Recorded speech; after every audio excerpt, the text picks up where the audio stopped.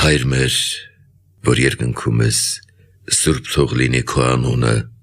քո արքայությունը թող գա, քո կամքը թող լինի երկրի վրա, ինչպես որ երկնքում է, մեր հանապազօրյա հացը տուր մեզ այսօր, և թող մեզ մեր պարտքերը,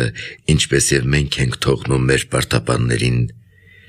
և մի տանիր մեզ փորձության, այլ փրկիր մեզ չարից, քանզի քոնն է արքայությունը և զորությունը և փառքը հավիտյանս, ամեն։